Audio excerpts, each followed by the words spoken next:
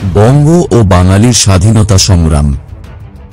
বঙ্গ ও বাঙালির স্বাধীনতা সংগ্রাম বলতে 18, 19 এবং 20 শতকের বিভিন্ন আন্দোলন এবং যুদ্ধকে বোঝায়, যার লক্ষ্য ছিল প্রথমে উপনিবেশিক শাসন থেকে এবং পরে ঐতিহাসিক বাংলা ভূখণ্ডের বাইরে অবস্থিত শাসনকেন্দ্রগুলি থেকে বাংলার জাতিগত ভাষাতাত্ত্বিক অঞ্চলকে মুক্তি দেওয়া।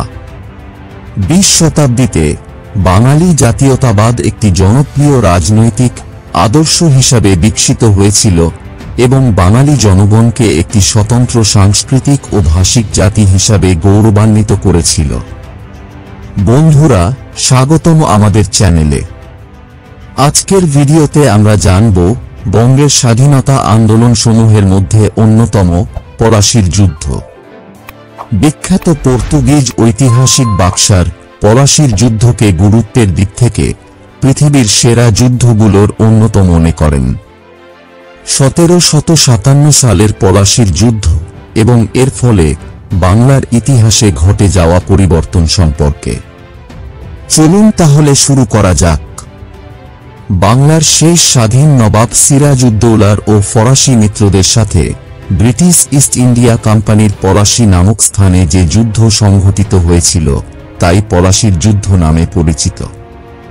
1757 সালের জুন মাসের 23 তারিখে এই যুদ্ধ সংঘটিত হয়েছিল। এই যুদ্ধে সিরাজউদ্দৌলা পরাজিত হন এবং ভারতবর্ষে ইংরেজ শাসন প্রতিষ্ঠার পথ সূচিত হয়। এই যুদ্ধ ভারতে ইংরেজ শক্তির ক্ষমতা প্রদর্শন ও প্রবেশকে সূচিত করেছিল।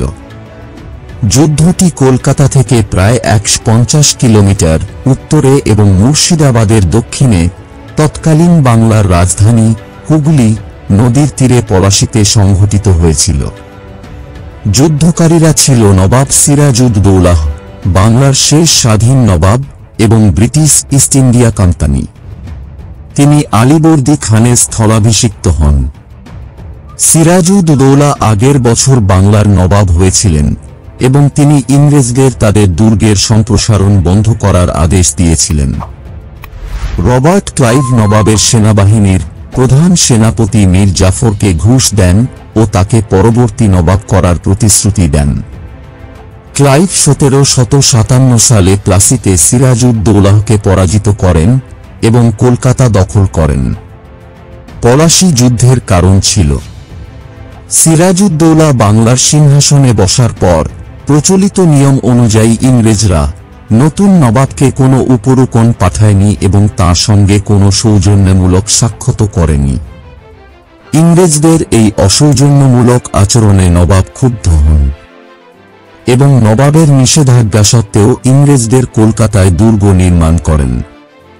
1757 সালের 12 জুন কলকাতার ইংরেজ সৈন্যরা চন্দননগরের সেনাবাহিনীর সঙ্গে মিলিত হয়।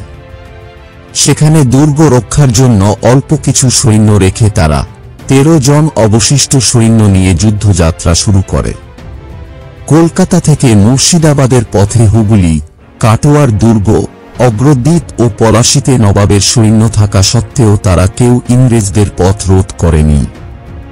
ফলে নবাব সিরাজউদ্দৌলা বুঝতে পারেন তার সেনাপতিরাও এই ষড়যন্ত্রে সামিল। বিদ্রোহের আভাস পেয়ে সিরাজ মীর জাফরকে বন্দী করার চিন্তা পরিত্যাগ করেন। তিনি মীর জাফরকে ক্ষমা করে তাকে শপথ নিতে বলেন। মীর জাফর পবিত্র কুরআন স্পর্শ করে অঙ্গীকার করেন যে তিনি শরীরের এক বিন্দু রক্ত থাকতেও বাংলার স্বাধীনতাকে ক্ষুণ্ণ হতে দেবেন না।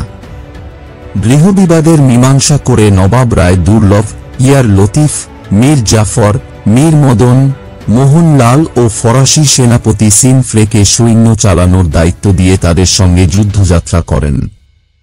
23 জুন সকাল থেকেই পলাশীর প্রান্তরে ইংরেজরা মুখোমুখি যুদ্ধে অবতীর্ণ হওয়ার জন্য প্রস্তুত হয়। 1757 সালের 22 জুন মধ্যরাতে রবার্ট ক্লাইভ কলকাতা থেকে তার বাহিনী নিয়ে পলাশী মৌজার লক্ষ্যবাগ নামে আম্রকাননে এসে তাঁবু গাড়েন। বাগানটির উত্তর পশ্চিম দিকে গঙ্গা নদী, এর উত্তর পূর্ব দিকে 2 বর্গমাইল ব্যাপী আম্রকানন। বেলা 8টার সময় হঠাৎ করেই মীর মদন ইংরেজ বাহিনীকে আক্রমণ করেন। তার প্রবল আক্রমণে টিকতে না পেরে ক্লাইভ তার সেনাবাহিনী নিয়ে আমবাগানে আশ্রয় নেন। ক্লাইভ কিছুটা বিচলিত হয়ে পড়েন। মীর মদন ধীরে ধীরে অগ্রসর হচ্ছিলেন, কিন্তু মীর জাফর, ইয়ার লুৎফ খান ও রায় দুর্লভ যেখানে সৈন্য সমাবেশ করেছিলেন সেখানেই নিস্পৃহভাবে দাঁড়িয়ে রইলেন।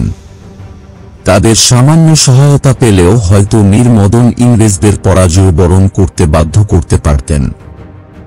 দুপুরের দিকে হঠাৎ বৃষ্টি নামলে সিরাজউদ্দৌলার গোলাবারুদ ভিজে যায়।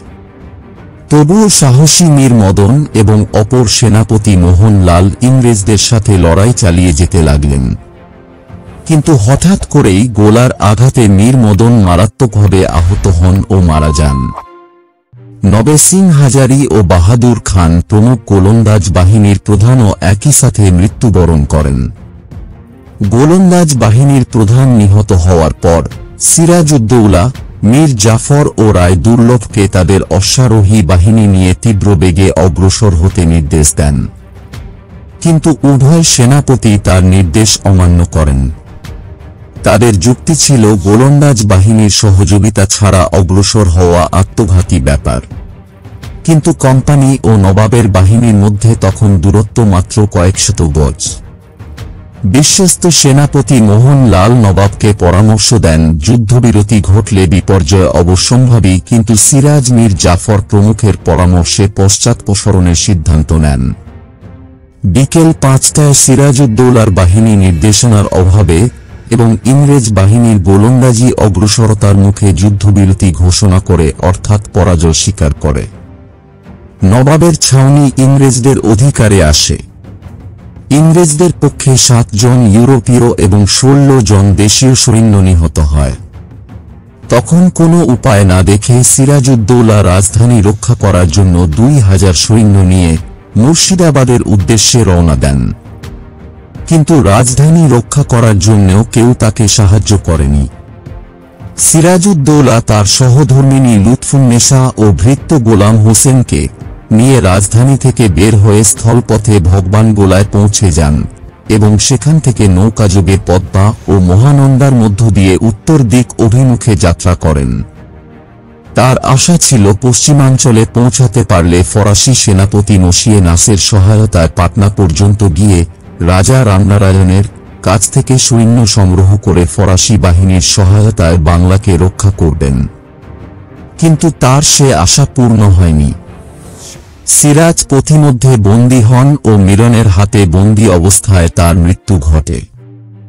বিখ্যাত পর্তুগিজ ঐতিহাসিক বাক্সার পলাশির যুদ্ধকে গুরুত্বের দিক থেকে পৃথিবীর সেরা যুদ্ধগুলোর অন্যতম মনে করেন। ধন্যবাদ আমাদের ভিডিওটি দেখার জন্য। যদি আপনাদের ভিডিওটি ভালো লেগে থাকে তাহলে লাইক দিন, কমেন্ট করুন এবং অবশ্যই আমাদের চ্যানেলটি সাবস্ক্রাইব করুন। নতুন ভিডিওর আপডেট পেতে বেল আইকনটি চাপতে ভুলবেন না। পরবর্তী ভিডিওতে আবার দেখা হবে। ধন্যবাদ।